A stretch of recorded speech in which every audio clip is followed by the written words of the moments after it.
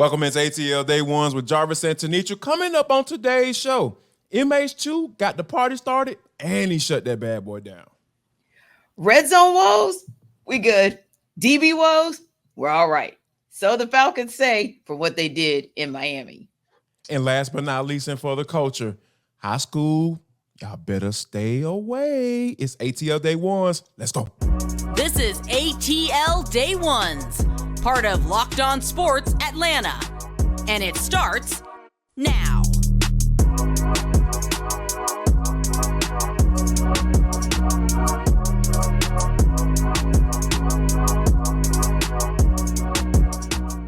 I want to start off by saying thank you for making ATL Day One your first listen of the day. Remember, we are free and available wherever you download your podcast. And wherever you download your podcast, make sure that you leave us a 5-star review. Really appreciate that from you in advance.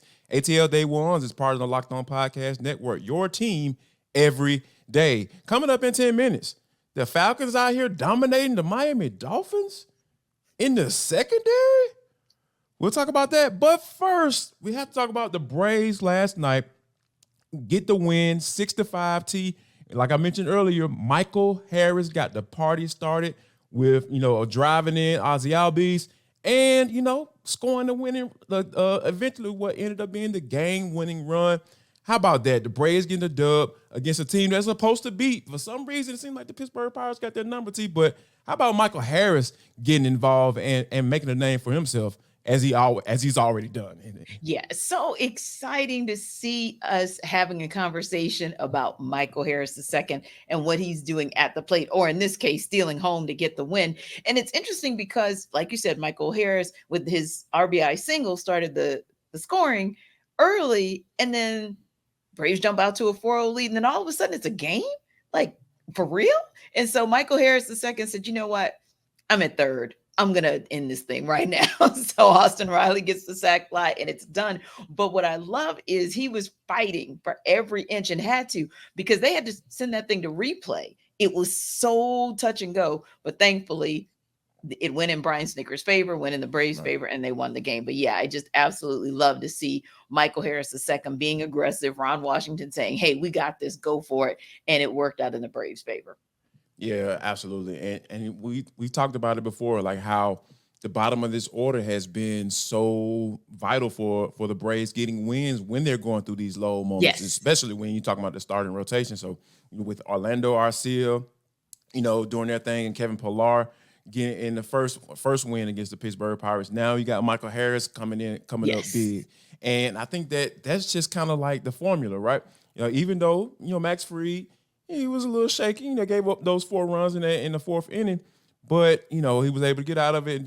But the bullpen came right in and picked up right where they needed to be. Colin McHugh gave up a little home run, but guys like Pierce Johnson and AJ Minter, they came, and Raisel Iglesias, even with his shakiness, he was able to pull it out. But I think that that it was definitely a good sight to see.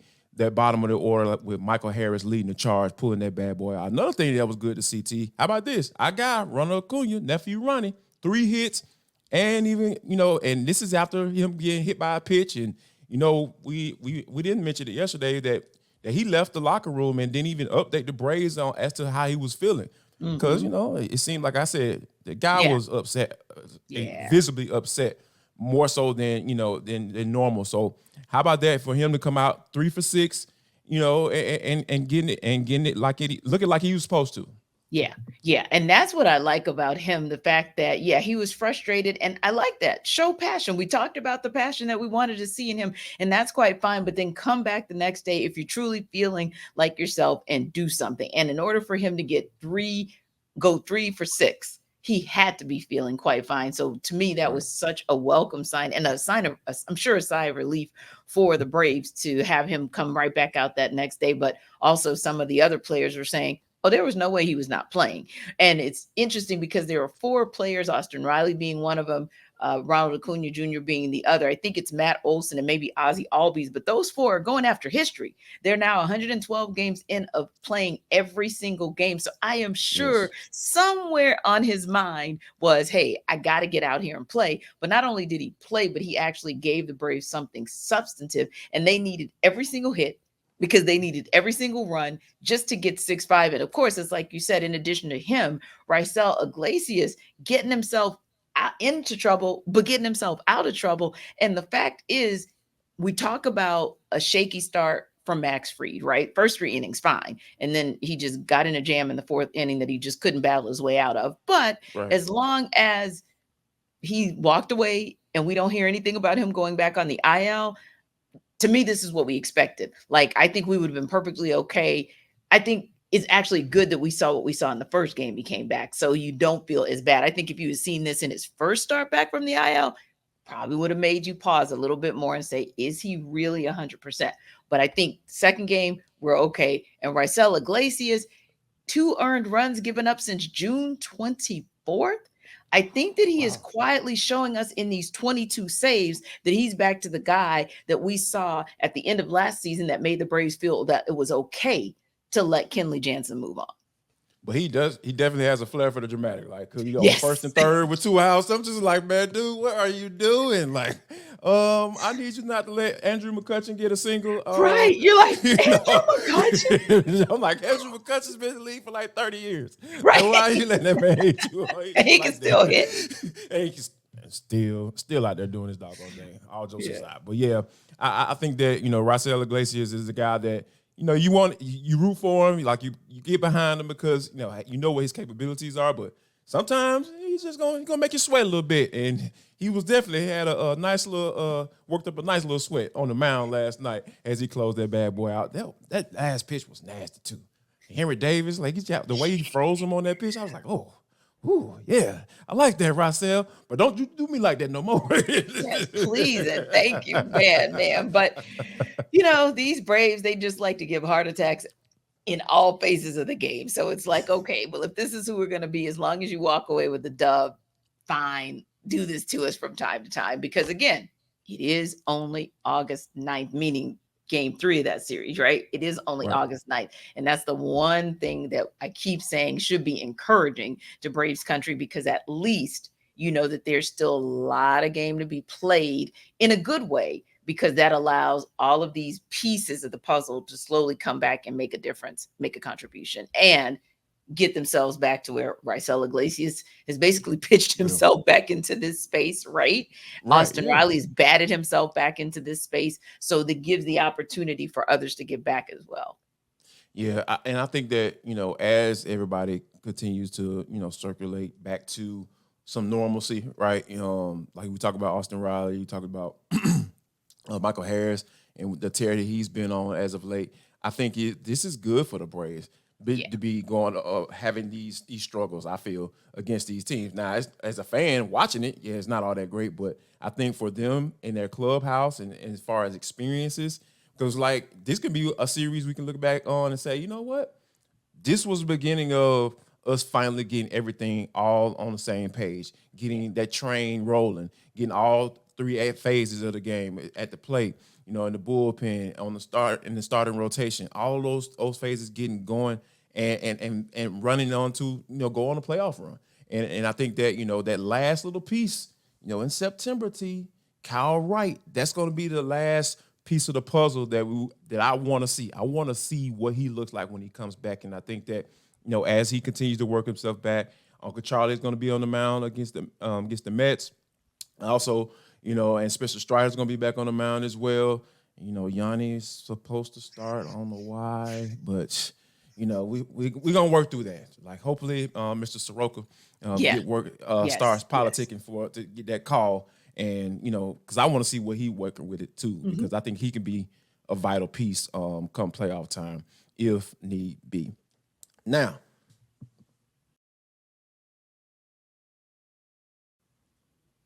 one of the things I have to let you guys know that this episode of ATL Day Ones is brought to you by Bird Dogs. Yes, I said Bird Dogs. You know what Bird Dogs are? Guess what? I heard about Bird Dogs before a little bit, and then once I got a chance to try those bad boys on, oh my goodness.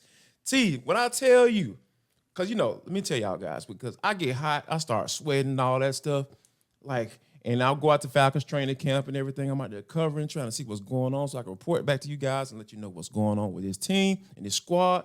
Guess who helped me out? bird dogs, T, because guess what? They got that nice little inner lining on the inside of the bad Yeah. boy to keep you cool Oh, and yeah. everything. And then, I'm starting to feel myself. I've been working out, so I'm showing off the top part, the bottom part of my quad. You know what I'm saying? Like they show off the bottom part of your quad, get your thighs. They got the shape of the everything going on and stuff. So I absolutely love these bird dogs. So you guys should check them out. How can I check them out, Jarvis?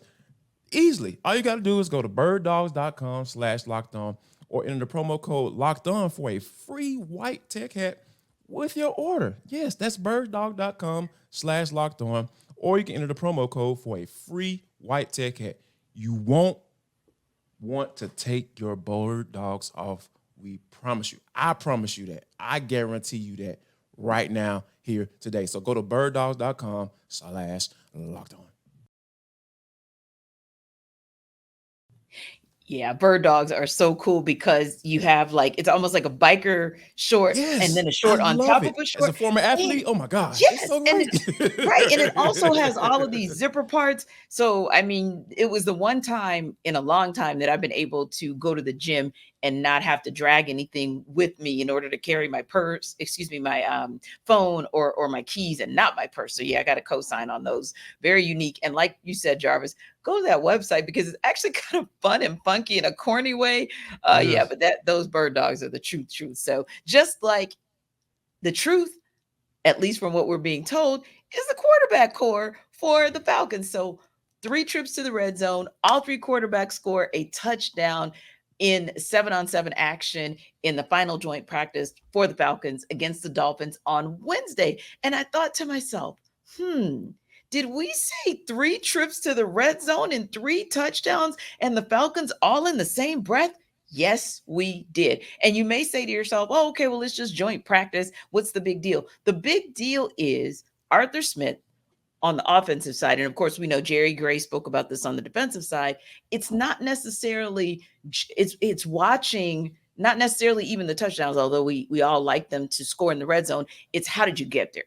And to Yeah. be able to say that all 3 quarterbacks were able to execute, and specifically, Arthur Smith called out the decision making of Desmond Ridder on his drive. Jarvis, you have to be encouraged that that's more of what you're going to see in this upcoming season.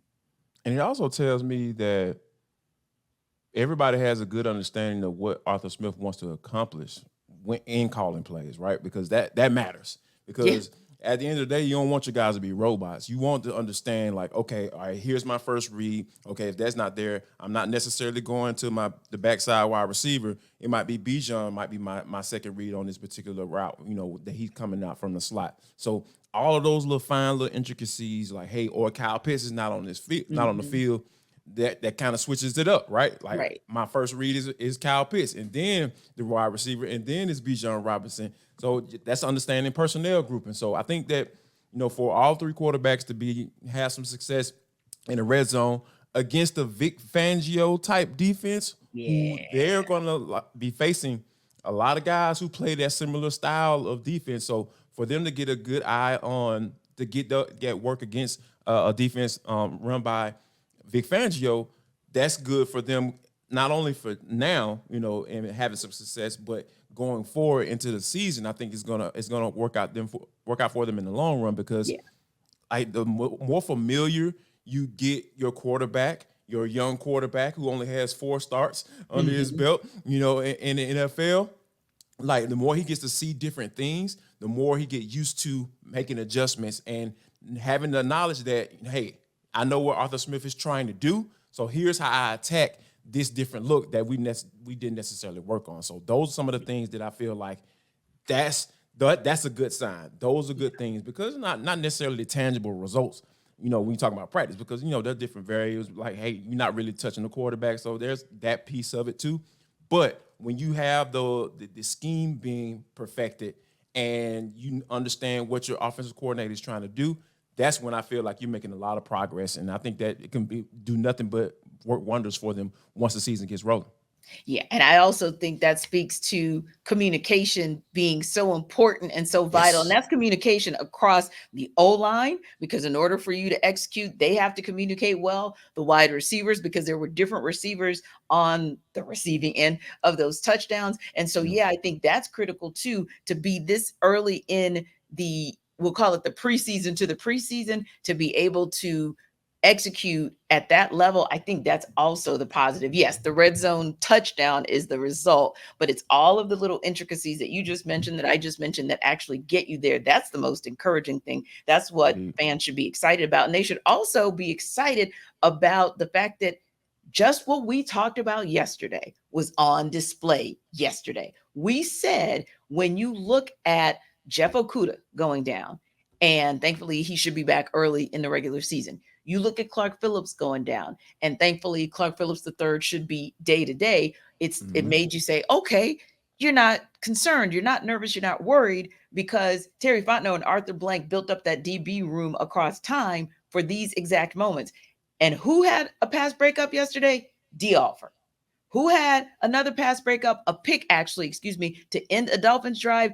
Jaylinn Hawkins. That's why I said, we good, DB room. We good. Like I've been quietly, you know how I get, like when I get a hunch about something, like I'll share with, a few people, you know what I'm saying? Of course with you, and of course with you, ATL day ones, every dayers. Yeah, I'm sharing with you all. I've talked about Jaylinn Hawkins and how I feel like this guy is going to be a weapon for Yes. Ryan Nielsen on this defense, because the dude is a starting caliber safety in the NFL. Like that, I think people need to understand that. Like, yeah, okay, yeah, they signed Jesse Bates. He got moved down the slot. Yeah, I get it. But I promise you, this dude can go probably start for like at least 10 other teams in the NFL. And Yes, then when you have those type of skill set, as far as ball hawking, no pun intended, that's a skill that cannot be taught. Like it is either in you That's or it's not in instinct. you. Yeah. Like just saying. So I think that when you have him out there, putting that on display and being a guy that can be your third rotating safety out there making plays, yeah, that says a lot about the depth that you have. So when you have guys go down like Acuna and Phillips, like you mentioned, like, yeah, it's a big deal, but it's not a big deal because you have guys that can come in and spell for 2 or 3 games with no problem. Yeah. And if you look at the front end of the Falcons schedule, this is the time where you actually want these guys to be out, because the Falcons have Quarterbacks the ain't all that. I just say that. I ain't talking about no bums, but ain't all that. Right, Just say- exactly. Yeah, I would agree. So I think this is also the time where if you had to have your starters out, you'd actually rather do it at the front end of the schedule, because it's fairly easy to get through and then get those guys back fully healthy and ready to rock and roll when the Falcons go into a tougher part of their schedule. So yeah, I loved the fact that when we were getting our reports from our partners who are physically out in Miami and finding out that, oh wow, okay, it's exactly what we said. The DB room is good. Now, the one thing that Arthur Smith said, and I think it just depends, because we talked about this a little bit yesterday, depends on kind of what end of the fence you sit on. He said post-practice, he's still actually undecided. He and his staff are going to sit down today. Of course, the Falcons are off today. So the staff is going to sit down and kind of determine who plays, how long they play as far as that first team or the ones. But I'll be honest with you, I do sincerely hope to see, maybe if it's a couple snaps, maybe if it's an actual series, but I really would like to see some of those ones, at least for, like I said, some snaps or an entire series. Who would you like to see? What one, or if it's more than one, who would you like to see, just to kind of maybe get a better feel for how they are with real game action? I want to see the whole entire starting offense, number one offense. I want to see everybody out there. I want to see the number one offensive line. And obviously, if they decide to play Desmond Ridder, obviously you're not going to run him out there with the backups, Right. So he's going to be with the number one offensive line. I want to see who they line up opposite Drake London. More than likely, it's going to be Mac Hollins. I want to see what that looks like. I want to see Scotty Miller. I want to see some 3 wide receiver sets, see who they put out there, and kind of get a good idea of who they're thinking as far as who's going to be the on that final 5 or 6 wide receivers that they carry on into the regular season. So I think that's where I'm at. But you know me, T. Like, yeah, the offense stuff, all that's cool, but like, let's talk about the real. Like, I want to see on Ebiketie. I want to see what Bud Dupree looks like. I mean, I know he's a veteran and everything like that. I don't really care to see Calais Campbell because I know what he's going to bring to the table. Yeah. Arthur Smith and Calais have conversations. They figure that bad boy out. I want to see what Ebiketie looks like. I want to see how they use D'Angelo Malone because D'Angelo Malone was drafted to be an edge rusher. I haven't seen him line up on the edge that much. I've seen him in one-on-ones a little bit, but I haven't seen him line up on the edge. So I want to see how they're going to use this third-round pick that y'all brought in last year to rush the passer. How you're going to implement him into this new multiple system that y'all are championing. So, yeah, that's where I'm at with it. Offense, I would love to see the number one offense, see how they kind of work things. But most overall, I want to see the second-year guy, Ebiketie, see what he looks like. What have you been working on? What have you been doing? I've been seeing you kind of out there, doing your thing, at practice. But I want to see what live game action, what that looks like for you going forward. Yeah. And for me, it's the same. I just want to see, and again, I don't care if it's just 3 snaps. I want to see first team offense in all its glory to see exactly what we're working with. And I want to see them particularly because I'm interested in a couple of different things. Number one, I want to see what's going on at left guard. That's important. Absolutely. Number 2, I want to see what's going on over here with Caleb McGarry on the right side because I'm going to be watching to see how he operates in pass protection. And I'm just kind of curious to see, and I'm sure that Arthur Smith isn't going to show us a whole bunch of wrinkles, but it would be nice to kind of see what the Desmond Ridder to Bijan Robinson connection looks like. But on the flip side, I am definitely looking to see if pass rush will really matter. And that does, if you take away the obvious, which would be Calais Campbell, which would be any number, I'm just going to say all your linebacker core and take away, your guys in the trenches. Arnold Ebiketie is probably my guy too. And what I was so encouraged about him, but what made me intrigued about him again is the fact that Calais Campbell said on this team, he is the purest pass rusher that we have. When that comes from Calais Campbell, now I really want to put eyes on you and see what it is that he saw. Because you know what? That means what we saw, especially when you and I did our mock draft last year, and I said, I think they're going for him in the second round, and they go after him. I'm still looking to see that guy show up on a consistent basis. But if Calais Campbell is calling you the purest pass rusher on the team, then I do need to see you show improve. What do you say, everydayers? Who are you guys going to be looking for? I know you're going to be watching the game tomorrow night. So are you looking for the Falcons to play their ones on either side of the ball? Is there a particular player that you're looking to see them take the field? And if so, what are you looking to see out of them? Let us know in the chat when you drop by YouTube to check out ATL Day Ones. And of course, do not forget, because I'm sure you're driving all around the A each and every day, make sure you download ATL Day Ones wherever you download your podcasts.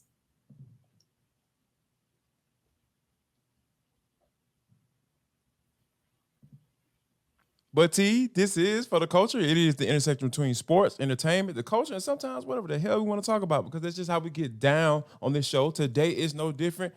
T, we know how the NIL has changed college football. Well, it seems like high school NIL, because Georgia High School Association Executive Director Robin Hines said at Wednesday Board of Trustees meeting that he would have a proposal ready for the executive committee meeting in the fall on how high school athletes can monetize their name, image, and likeness. However, they are saying that this has nothing to do with pay to play and all that stuff. You're not going to get into all that stuff.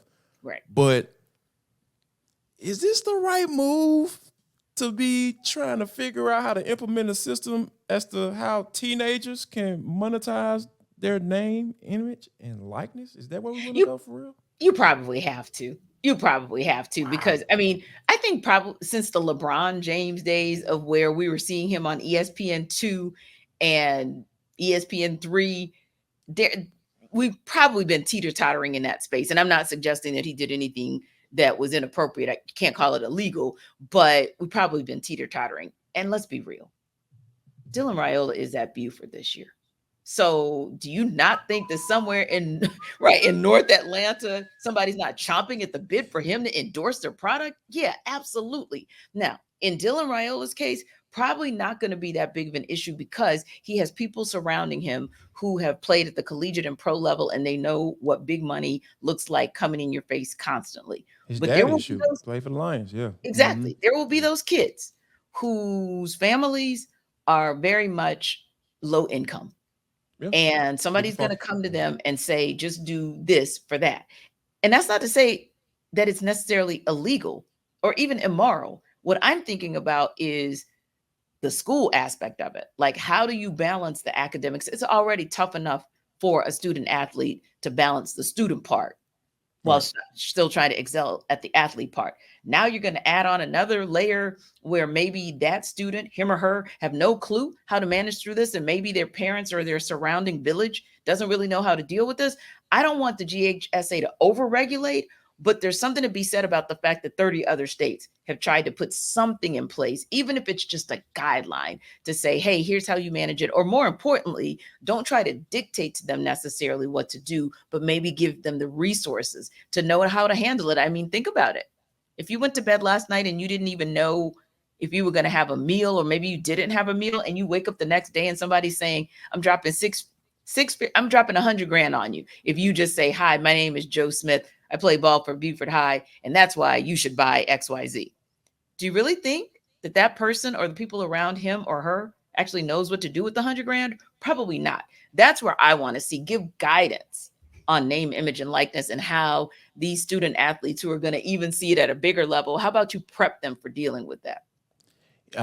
I just don't see a system that you can implement to do that on the high school level. Because here's the thing, like if you're talking about, because they specifically stated that they were not to be able to use their school names, logos, mascots, or stats as part of any deal, right? Right. But why can't high school websites use their stats, use their likeness, put their picture up there, use the logos from the high school and all that stuff? So it's kind of like, all right, if you're talking about regulating, NIL to, what you can and can't use for NIL, how about these dogs going to all these websites who's making money hand over fist on 3 Max Preps, all these websites, they have been making money for years. They are getting it. They are getting to it. So where's the check? So if you're going to open up Pandora's box, just know it's going to happen exactly like it did with college football. Once you open up Pandora's box, everybody going to have their hand out. And when you think, that's what I'm saying. So as soon as you open that door up, everybody's going to have their hand out, and you're going to be in a space where you're going to be like, oh, well, we didn't know it was going to go this far. No, you shouldn't have opened that door. And I'm kind of in a space where. But when you say open the door, when you say open the door, what do you mean? Tell me more. Like when you invite the whole NIL piece, you set this up, you try to give the guidelines to say, hey, here you can do NIL, but here's how you need to do it. I just really feel like there are going to be some lawyers, some people on the player side to say, hey, that high school website that got my son stats, logo, film, all that stuff, that's my stuff. That's my copyright. That's me. That's you're using my name, image, and likeness, so you can't have that on their website. That's what I'm saying. Like that, you open up the door for people to start combing through the woods and figure out how many ways they can get to this money. Because once you do it, like you said, it's going to be all free willy-nilly, and it's going to be just like college football. And I don't want to see high school football become that. But high school football is that already. High school football is that already. And I think that at some point, you got to at least try. Dirty. It's exactly. High school football. And what's really dirty? High school basketball. AAU. Oh, that is filthy. So exactly. So it's been that. It's been that. It's just a matter of how do Park you ball is nasty, T. Yes. all of sports is nasty. All of it. Every level. So how do you So that's why I was saying, for me, I want to hear more about how you're partnering with, more so than you trying to put handcuffs on the students or the student athletes, more so how are you partnering with them and their families to make sure that, hey, just like we say with college NIL, maybe college is the final stop for a particular athlete. So you want to help them set them up for success, to utilize their money properly so that life after college sports can still be. What if you're the high schooler? Maybe you were the greatest thing since sliced bread in high school, but who knows, maybe your senior year, after you've done the endorsements and everything, you have a career-ending injury. So you never even make it to college, which means you don't make it to the pros. Right. I would want that kid who one day was the superstar, but came from humble beginnings. The next day had $100,000 in his hand. The next day had a career-ending injury. I want that kid to have some type of guidance on how to manage through that money. That's the piece that I'm hoping will happen, but I know it's very intricate. That's why Robin Hines said, give me until October, because he knew you could have that conversation in August, but you've been having this conversation now for over a year, I think. And you still haven't come to agreement because of the point you made. That's why I was asking you about the open the door piece, because it, like the old Facebook it's so many questions you have to answer, complicated. like legalities, you know, like that's what happens when you start, you know, trying to implement these certain things, because contracts are involved. Like, to be honest with you, and you talking about going into a contract agreement with a 15-year-old, right? Well, I don't know. We appreciate you guys for coming into agreement and joining ATL Day Ones each and every day. All our everydayers, we love you. We appreciate you. I've been seeing the comments, man. I'm telling you, we're going to start doing something special for y'all once the season gets rolling. So y'all stay tuned for that. All you got to do is just say, hey, Jarvis, T, I'm an everydayer. That's all you drop it in the comment box right there. And let you also give us a 5-star review too and say, hey, I'm an everydayer and I love ATL Day Ones. Free and available wherever you download your podcast. And last but not least, before we get out of here, if you don't do anything else with your life today, make sure that you share love, show love, and most importantly, spread love.